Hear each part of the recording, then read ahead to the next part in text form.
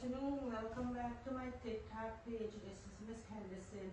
So guys, I hope you are having an amazing day today. So today I have a few questions here on the TV screen. So we're going to go through these home health aid questions. The first question said, which of the following healthcare settings is for people who will die in 6 months or less? We always discuss it in the classroom about the hospice care. So what do you think is the answer? Is it hospice? Is it long-term care? Is it adult day services or acute care? So think about it and see if you can come up with this answer. This is not a difficult question. Take a moment. So the only one that makes sense there would be hospice, because hospice is designed for people who have less than 6 months to die and who are terminally ill. Question number 2. This type of care is given by a specialist to help restore or improve function after an illness or injury. Is it subacute care? Is it acute care? Is it adult day services? Or is it rehabilitation? We talked about this in the classroom, and take a moment and think about this question. It is not a difficult question. So that moment is up. The correct answer is D. D is the correct answer for this question. D as in David. I'm going to bold it so you know. Question number 3. Another name for 24-hour skilled care that takes place in the nursing home,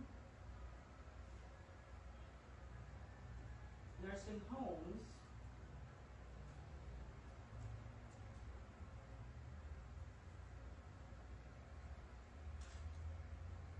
or extended care facility is called.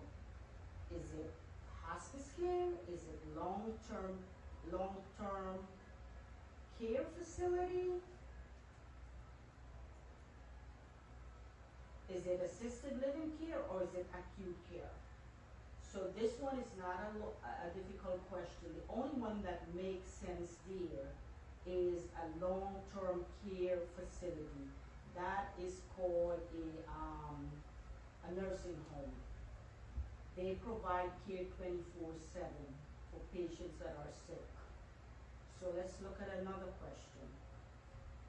Medicare will pay for all care requested by the recipient, or care requested by the doctor, or care requested by the home health agency, or only care that is determined to be medically necessary. Guys, this is not a hard question. Take a moment and think about it, but it is not a difficult question. We talked about this in the classroom. The only one that makes sense here is D, and I'm going to bold it. The term abbreviation HMO, what does HMO stand for? Is it Home Maintenance Organization, Health Management Organization, Health Maintenance Organization? Take a moment and think about it, guys. These questions are not that hard.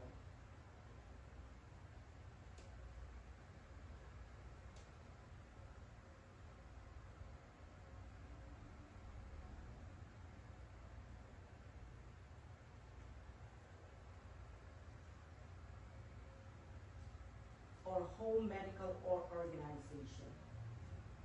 So take a moment and think about it. The only one that makes any sense will be C, and I'm going to bold it so you have it. Health Maintenance Organization. That is the word, the abbreviation of HMO. H for health, M for maintenance, O for organization. Let's look at another question. 6. Which of the following is required by the Center for Medicare and Medicaid Services regarding home health aides?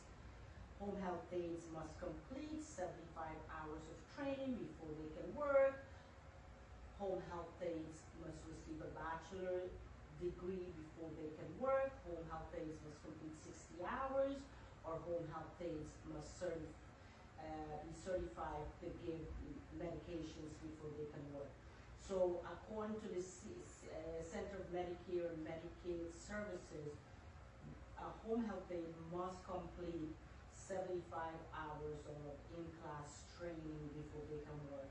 Also, they must have to go to a nursing facility and assisted living to complete 8 hours of clinical training. Look at question 7. What may be different working in a home than working in a facility? So this is another question. Home health aides do not have a supervisor. No, they do have a supervisor. All patients' home are set up the same way. No. Home health aides should be more. Home health aides have more contact with the client and their families. Yeah, that is so true. Clients and their families or home health aides do not need to communicate. The correct answer is B, as in David. So guys, this is it for this short video here. If you like content like these, please consider subscribing to my TikTok page, and also you can find more videos on my YouTube channel. Thanks for watching and thanks for your support. Goodbye.